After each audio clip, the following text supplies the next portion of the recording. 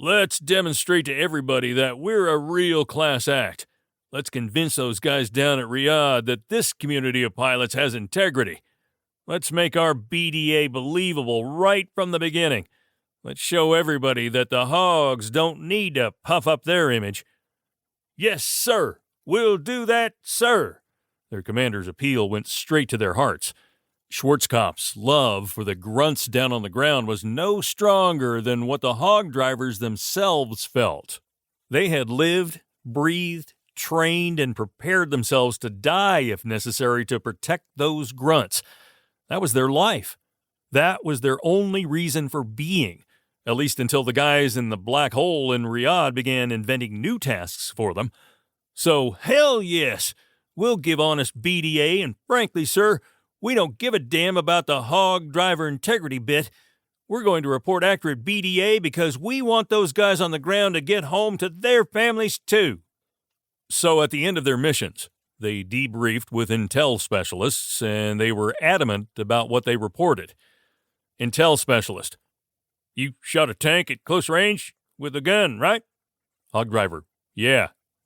Intel specialist: and you say it was getting dark and you could see sparkles where the bullets were hitting the tank, right? Hog driver: yeah. Intel specialist: but you're not claiming it as being destroyed. Why? Hog driver: because I didn't see any fire or secondary explosions. Intel specialist: but if the bullets were hitting it and you were at close range, the tank had to be Swiss cheese. Hog driver: maybe, but I'm not sure. Intel specialist: so you're calling it a possible?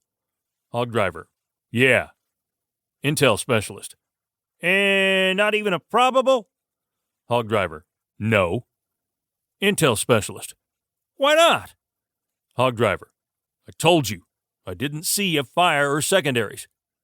Intel specialist: then what would be a probable in your mind? Hog driver: if I shot one with a Maverick, saw it hit, but there was no fire or secondaries. Intel specialist: and that would still only be a probable and not a kill? Hog driver: yeah, it could have been a decoy. And that is the way the debriefings went on the first day. The second day, and for the remainder of the air campaign. Of course, the intel specialists were never quite the doubting Thomases the way they are depicted in the above dialogue. Interestingly, it turned out to be the generals who would be scratching their heads, but more about that later. The first day was about over. 2 by 2, the ugly birds came home to roost, and their pilots to laugh and smile and to shake hands and to yell their Sierra hotels. Hotel stands for hot. And to go through the debriefs. Some of the CAS alert guys were called out during the morning and afternoon, and they did their best trying to kill targets while diving through holes in the clouds. But the weather was turning against them, and several landed with unexpended ordnance. Then it happened. The last of the hogs came in. None of them was lost. The SAR alert guys did not have to go looking for their buddies. And even battle damage was unbelievably minor, considering the abundance of AAA they saw.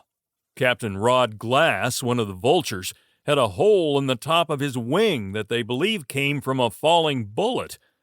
Captain John Whitney, the Falcon pilot who lost an engine on takeoff during the deployment back in August, was the first to experience bona fide battle damage.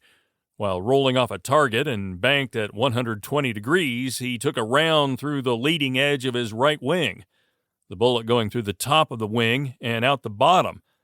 He heard nothing and felt nothing, but when his master caution light came on, he quickly realized that a hydraulic line had been severed, and he used switches on his panel to cut it off. After that, he motored normally out of the KTO, landed at KKMC uneventfully, but gave his friends a second reason to call him Cloud, because of his bad luck.